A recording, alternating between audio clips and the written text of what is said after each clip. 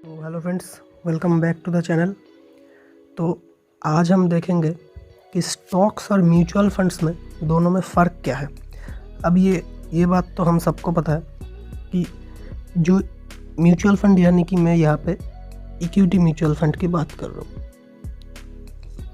तो हम सबको पता है कि जो स्टॉक्स है वो भी अच्छे रेट ऑफ रिटर्न से ग्रो होते हैं, एंड जो म्यूचुअल फंड है वो भी इन्हीं स्टॉक्स में इनडायरेक्टली पैसा लगाता है, क्योंकि जो ज़्यादातर लोग स्टॉक मार्केट में इन्वेस्ट करते हैं उनमें से बहुत सारे ऐसे लोग हैं जिनको स्टॉक मार्केट का नॉलेज नहीं है। तो वो लोग अगर स्टॉक मार्केट से बढ़िया रिटर्न जनरेट करना चाहते हैं तो उनके पास ऑप्शन बचता है म्यूचुअल फंड, क्योंकि म्यूचुअल फंड का जो फंड मैनेजर होता है वो आपसे एक फ़ीस लेता है, आपके कैपिटल पे 1 या 2% का फ़ीस लेता है। बदले में वो आपका पैसा मैनेज करता है एंड आपको एक बढ़िया रिटर्न आपके कैपिटल पे कमा के देता है, जो कि कुछ भी हो सकता है।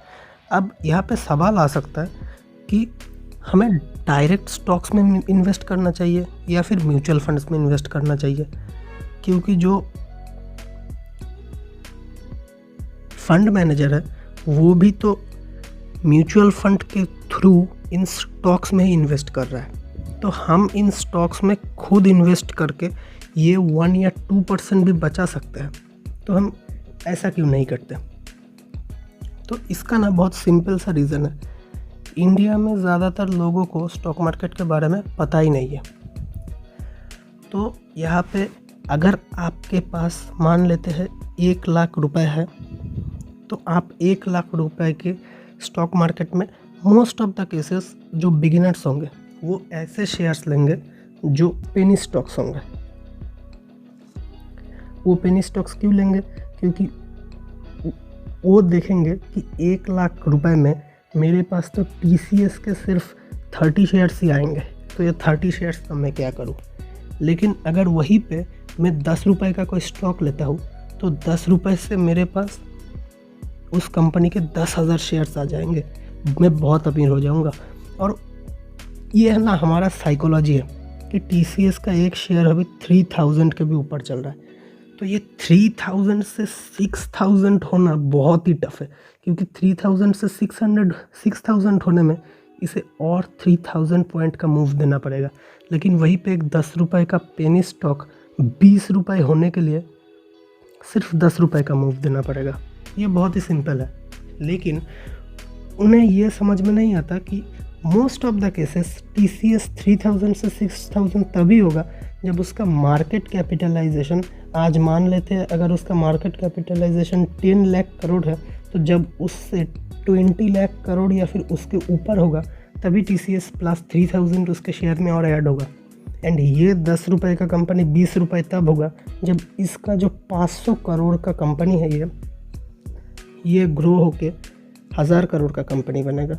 तो आपके कैपिटल पे परसेंटेज वाइज रिटर्न्स तो सेम ही आएंगे, लेकिन जो बिगिनर्स है उनके पास नॉलेज कम रहता है, तो इसीलिए वो लोग ऐसे स्टॉक में इन्वेस्ट करते हैं। तो ऐसे केसेस में मोस्ट ऑफ द केसेस जो बिगिनर्स हैं मेरे ख्याल से उन्हें म्यूचुअल फंड्स में इन्वेस्ट करना चाहिए। अब कैसे? मान लेते हैं आपके पास 1 लाख रुपए है, ओके, सॉरी 1 लाख नहीं 10,000, क्योंकि जब कोई स्टूडेंट स्टार्ट कर रहा है तो उसके पास 10,000 रुपये ही होते हैं आइडियली। तो 10,000 रुपये जो उसके पास है, ये 10,000 रुपये में से उसे इसका 80% म्यूचुअल फंड्स में इन्वेस्ट करना चाहिए। म्यूचुअल फंड्स में 80% यानी कि 8,000 रुपये इन्वेस्ट करना चाहिए। एंड यहाँ पे जो डायरेक्ट स्टॉक्स है इसमें सिर्फ उसको 2,000 रुपीज़ इन्वेस्ट करना चाहिए, क्योंकि वो एक बिगिनर है। तो मोस्ट ऑफ द केसेस वो इस पूरे 2 के जो 2,000 रुपये है इसको लॉस कर देगा, या फिर इससे -1000 तो हो ही जाएगा। ये मैं अपने एक्सपीरियंस से बता रहा हूँ। तो यहाँ पे उसका -1000 हो गया तो 1000 बच गया। लेकिन क्योंकि यहाँ पे म्यूचुअल फंड में एक बहुत ही ज़्यादा एक्सपर्ट आदमी बैठा है जिसे मार्केट का नॉलेज है, तो वो आपके पैसों को कभी ज़ीरो होने नहीं देगा, या फिर आपके पैसे पे -50% का रिटर्न नहीं आने देगा। ओके, तो भले ही वो आपके पैसों पे 20% या फिर 30% का रिटर्न नहीं ला पाएगा, लेकिन माइनस पे तो नहीं जा रहा है ना पैसा।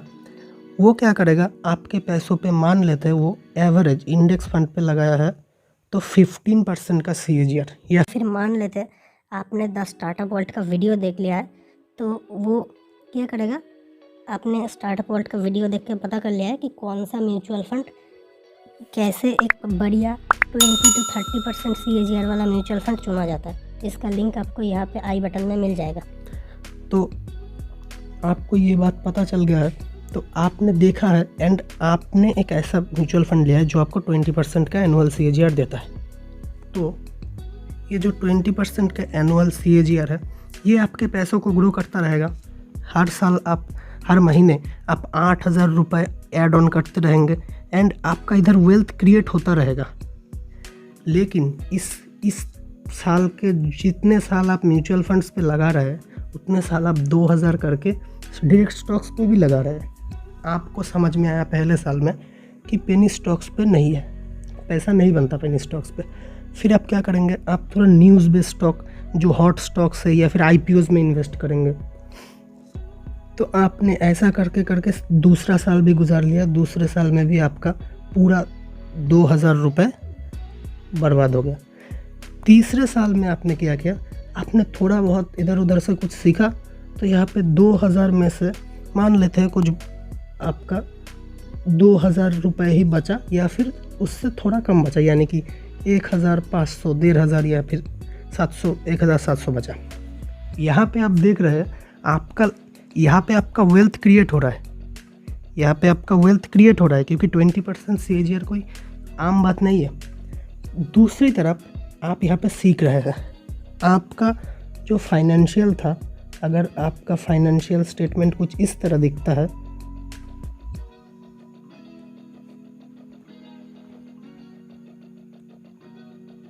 तो यहाँ पे इस 2,000 रुपये पे आप हर साल आपका 2,000 रुपये, 2,000 लॉस, 2,000 लॉस, उसके बाद थोड़ा कम लॉस, उसके बाद वाले ईयर में आप देखेंगे कि आपका 2,000 रुपये बढ़ के 2,200 हो गया है। 200 रुपये बढ़ा है बस।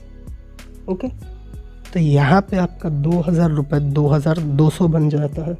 यहाँ पे नेक्स्ट ईयर आपका यही 2,000 3,000 बन जाता है, यानी कि आपका और ग्रोथ आ रहा है। उसके बाद यार 2,000 3,000 से 3,500 बन जाता है। यहाँ पे आपका वेल्थ कंपाउंड अभी भी हो रहा है, लेकिन यहाँ पे आप सीख रहे हैं स्टॉक मार्केट को। ऐसे करते करते मान लेते हैं 10 साल चला जाता है। 10 साल चला जाता है। 10 साल बाद क्या होता है, आपका म्यूचुअल फंड्स के थ्रू एक अच्छा खासा वेल्थ बिल्डअप हो चुका है एंड आपका नॉलेज भी अच्छा खासा बिल्डअप हो चुका है, क्योंकि पहले सालों में आपने बहुत सारे गलती की है, लेकिन आपने एक स्मार्ट मूव क्या लिया है।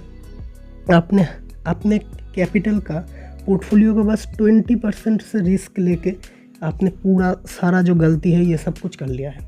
10 साल बाद आप क्या करेंगे, अब आपको इधर से 1,000 करके इधर शिफ्ट करना है। ओके, तो यहाँ से 1,000 करके आपको शिफ्ट करना है हर साल। 11वें साल में आप क्या करेंगे, 11वें साल में आप इधर आप 8,000 की जगह 7,000 रुपये लगाएंगे।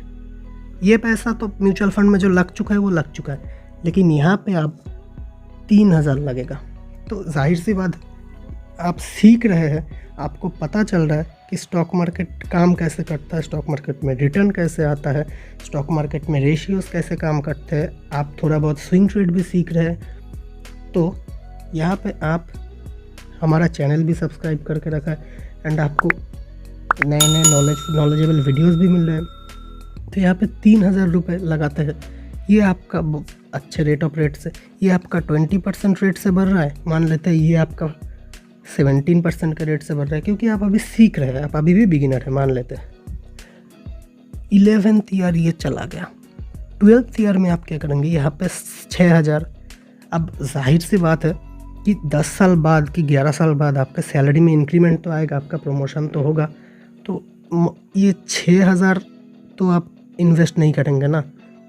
तो यहाँ पे हम 6,000 को डबल कर लेते हैं, 12,000 आप डबल इन्वेस्ट कर रहे हैं। तो यहाँ पे 12,000 कर रहे हैं, तो यहाँ पे 3,000 4,000 की जगह आप 8,000 इन्वेस्ट कर रहे हैं। उसके बाद वाले ईयर में इधर आप 10,000 कर रहे हैं, इधर आप 10,000 कर रहे हैं। तो इस पॉइंट ऑफ टाइम पे आपका म्यूचुअल फंड इन्वेस्टमेंट एंड आपका direct stock investment same amount पे आ चुका है। लेकिन डायरेक्ट स्टॉक अब आपको 20% रिटर्न से ऊपर रिटर्न दे रहा है, क्योंकि आपने इतने दिनों तक डायरेक्ट स्टॉक मार्केट में गुजार लिया है। आपको पता चल चुका है मार्केट कब गिरने वाला होता है, मार्केट में कब सेंटिमेंट कैसे चलना पड़ता है। और यहाँ पे फंड मैनेजर तो आपके लिए बैठा ही है कमाने के लिए। तो यहाँ पे ऐसा करते करते आपको आपके जब 15 साल इन्वेस्टिंग के बीत जाएंगे, तब तक आपको म्यूचुअल फंड में इन्वेस्टमेंट आपके पोर्टफोलियो का 5% भी नहीं होना चाहिए। 5%, मैक्सिमम 5%। बाकी जो सारा स्टॉक मार्केट का इन्वेस्टमेंट हुआ है वो आपको खुद करना चाहिए। तो यहाँ पे आप बाकी सारा इन्वेस्टमेंट मान लेते हैं 20,000 आप खुद अकेला करते हैं, एंड बाकी काम आपके लिए फंड मैनेजर करता रहता है। तो यहाँ पे प्रॉब्लम क्या होगा, प्रॉब्लम बोल रहा हूँ सॉरी, जो फ़ायदा क्या होगा कि फंड मैनेजर के पास कई सारे लिमिटेशंस होते हैं। मान लेते हैं आपको लगता है कि आप एक बहुत ही एवरेज इन्वेस्टर बने हैं इतने सालों में भी, जो कि नहीं होगा, बहुत ही अच्छे क्वालिटी के इन्वेस्टर बन चुके होंगे। लेकिन यहाँ पे हम मान लेते हैं, तो आप क्या करते हैं, आप बहुत ही सेफ कंपनी ढूंढते हैं। मान लेते हैं आप TCS में इन्वेस्ट करते हैं, इतना सेफ कंपनी। लेकिन आपको जान के हैरानी होगी कि इसी सेफेस्ट कंपनीज में से एक ने पिछले 5 साल का इसका CAGR रिटर्न है 27%, जो कि किसी म्यूचुअल फंड का नहीं है। इन्फोसिस सेफेस्ट कंपनीज में से एक, तो इन्फोसिस का पिछले 5 साल का है 28%। रिलायंस पिछले 5 साल, रिलायंस इंडिया का सबसे बड़ा कंपनी, कितना है 26% CAGR। तो अगर आप बहुत ही typically safe company blue chip में ही खेलेंगे, फिर भी आपका 25% के ऊपर का रिटर्न कहीं नहीं जाने वाला। वहीं पे यहाँ पे आपका 20% का रिटर्न कहीं नहीं जा रहा है। तो यहाँ पे आप खुद ही सोचिए आप कितना बड़ा स्मार्ट इन्वेस्टर धीरे धीरे बन रहे हैं। जब आपका गलती करने का टाइम है, यहाँ पे जो आपका गलती करने का मेन टाइम है, आपने यहाँ पे क्या किया है, आपने यहाँ पे ज़्यादातर पैसा म्यूचुअल फंड्स में लगाया है। इससे क्या हुआ है, आपने जो ज़्यादातर पैसा म्यूचुअल फंड्स में लगाया है, इससे आपका वेल्थ जनरेट हुआ है। लेकिन जब आप इन्वेस्टमेंट सीख रहे हैं, तब आपने अपना ज़्यादातर पैसा यहाँ लगाया है, क्योंकि अगर आप सेफेस्ट कंपनीज में भी खेलेंगे तो आपको इतना परसेंट 25% का एवरेज रिटर्न मिलेगा, जो म्यूचुअल फंड आपको नहीं दे पाएगा। और दूसरी तरफ आप यहाँ पे ज़्यादा मल्टी बैगर ढूंढ पाएंगे, क्योंकि आपको लगता है कि इन्फोसिस इतने दिनों तक बैठा रहेगा, लेकिन मान लेते हैं फंड मैनेजर को नहीं लगता, और आपका एजम्पशन सही है, तो इन्फोसिस तो बहुत बढ़ने वाला है। तो इन्फोसिस को आप कैरी कीजिए, कौन मना कर रहा है आपको कैरी करने के लिए। मान लेते फंड मैनेजर को लगता है कि ये कोई भी माइक्रो कैप है ABC लिमिटेड, ये बढ़िया करेगा, सॉरी आपको लगता है कि एक माइक्रो कैप है ABC लिमिटेड जो इन्फोसिस से भी अच्छा करेगा, एक IT कंपनी है। लेकिन जो फंड मैनेजर है उसको नहीं लगता कि ABC लिमिटेड अच्छा कर पाएगा, तो वो यहाँ पे एक्सपोजर नहीं लेता। लेकिन आप यहाँ पे इन्फोसिस में भी एक्सपोजर ले लीजिए, ABC में भी ले लीजिए, क्या पता ABC आपके हिसाब से चल जाए और आपको बढ़िया रिटर्न मिल जाए, आपको मल्टी बैगर मिल जाए। तो ऐसे ही डायरेक्ट स्टॉक में आपको मल्टी बैगर रिटर्न मिलेगा, जो आपको म्यूचुअल फंड्स में कभी नहीं मिलेगा। तो उम्मीद है आज का ये वीडियो आपको पसंद आया होगा। वीडियो अच्छा लगा हो तो वीडियो को लाइक कीजिए, चैनल को सब्सक्राइब कीजिए, और मैं मिलता हूँ आपको नेक्स्ट वीडियो में। तब तक के लिए थैंक्स फॉर वॉचिंग।